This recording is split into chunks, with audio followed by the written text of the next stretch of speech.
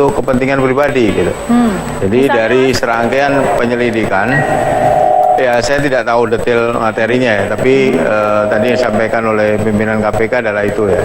Sehingga dari hasil penyelidikan yang kemudian kita temukan ada bukti-bukti yang firm, dua bukti yang cukup bahwa diduga Menteri SDM Pak JW ini diduga melakukan tindak pidana korupsi dengan cara atau modus apa tadi dikenakan pasal-pasal yang berkaitan dengan dugaan pemerasan ya, yaitu tadi disebut pasal 12 huruf E atau pasal 23 Undang-Undang Nomor 31 tahun 99 yang diubah dengan Undang-Undang 20 tahun 2001 tentang pemberantasan tindak pidana korupsi, dijuntukan ya dengan pasal 421 KUH pidana. Jadi kira-kira konstruksi perkaranya itu adalah dugaan pemerasan, yaitu memaksa ya seseorang untuk mengumpulkan yang berkaitan dengan kepentingan, apakah itu memperkaya diri sendiri ataukah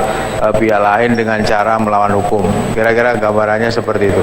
Ya, Mas Johan, kalau bisa ditanya mungkin Mas Johan tahu detailnya Mas soal rapat fiktif misalnya, ada berapa sih Mas jumlah yang dibuat secara fiktif dalam rapat-rapat fiktifnya Pak Jero? Jadi sepanjang 2011 sampai 2013 ya. Tadi yang disebut oleh Pak Bambang itu hanya 2 diantaranya dari mungkin puluhan diantaranya gitu ya. Jadi yang disebut tadi 2. Di antaranya tadi yang Anda sebut adalah berkaitan dengan dana operasional pimpinan, yaitu misalnya untuk kegiatan rapat-rapat. Berapa besar dana tersebut saya tidak dapat informasinya ya. Tapi kira-kira begitu gambarannya. Oke, baik. Ini diperoleh dari pengembangan terhadap pemeriksaan mantan Sekjen SDM Moreno Karno ya, Mas Johan ya, untuk lebih tepatnya. Ya, jadi sebenarnya awal muasalnya itu adalah dari ketika KPK melakukan penyidikan terkait dengan dugaan suap Kepala SKK Migas ya. Kemudian berkembang di Kementerian SDM. Nah, di Kementerian SDM itu ada 2 perkara yang kemudian menjerat Sekjen SDM ya, waktu itu Pak WK.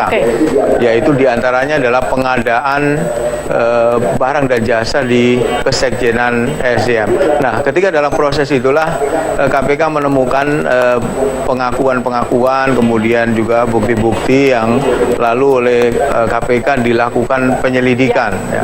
Nah, dari hasil penyelidikan gelar perkara beberapa kali, lalu ditemukanlah 2 alat bukti yang firm ya, yang kemudian tadi diumumkan oleh pimpinan KPK. Mas Johan, satu lagi sebelum saya ke Pak Marwan dan Bang Hinca, ada statement juga dari Ketua KPK Pak Abraham Samad yang mengatakan ini terlihat dari gaya hidup Pak Jero Wacik yang bermewah-mewahan.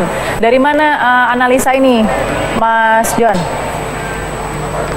Saya mohon maaf Balkis, kalau statementnya Ketua KPK tentu saya tidak tahu ya. Mungkin Pak Ketua KPK dapat informasi yang lebih dari saya. Saya tidak tahu gaya hidup Pak Jero Wacik. Baik, karena disebutkan di statement itu ada dikatakan bahwa gaya hidup Pak Jero Wacik ini bermewahan. Saya ingin ke Bang Hinca dulu. Bang Hinca, penjelasan dan juga pasal-pasal yang dikenakan kepada Pak Jero tentunya agak berbeda dengan beberapa yang sudah dikenakan dalam skandal migas ini. Tapi Bang Hinca melihat ini KPK sudah lama akan mengatakan status Jero ini seperti apa? Terkejut atau tidak dengan penetapan ini? Ya, kalau siang tadi lah lewat Julian gitu ya, Pak SBY tentu terkejut ya. Kita juga kaget tentang status ini. Namun demikian kita memahami dan menghormati kerja KPK yang menaikkan status beliau hari ini menjadi tersangka. Yang membuat kita kaget itu sebenarnya lebih pada tuduhan yang disangkakan konstruksi hukum tadi gitu ya, terutama pada hal-hal yang kelihatannya umum ya terjadi begitu.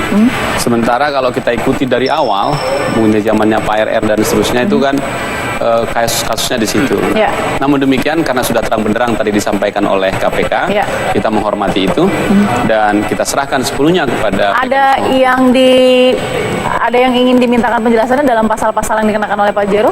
Tentu tidak ya, karena Demokrat tidak ingin melakukan intervensi apapun terhadap yang kinerja KPK. Kita dorong saja KPK, kita dukung untuk selalu melakukan tugasnya. Namun demikian kami berharap Pak Jero Wacik juga punya kesabaran yang tinggi untuk menghadapi kasus ini, dan dia mempunyai hak juga untuk membela diri dan menjelaskan atau ya mempersiapkan apa yang bisa disampaikan. Bang Hinca, sore ini juga kalau tidak salah Ketua Fraksi DPR RI dari Partai Demokrat Bu Nur Hayati alias Segaf juga sedikit menyatakan komennya bahwa jangan hanya kader Demokrat saja dong yang ditargetkan oleh KPK. Ini maksudnya bahasa dari Demokrat kenapa? Merasa menjadi korban lagi atau bagaimana? Ya sebenarnya apa yang disampaikan Ketua Fraksi saya kira juga bisa kita rasakan bersama, meskipun tidak hanya dari Demokrat, ada juga memang mantan atau mantan Menteri Agama yang dari juga partai sahabat yang lain, dan tetapi kebanyakan kan dari Demokrat, sehingga kelihatan ada unsur itu. Oke, nanti kita tanyain, kita tanyakan nanti ke Mas Johan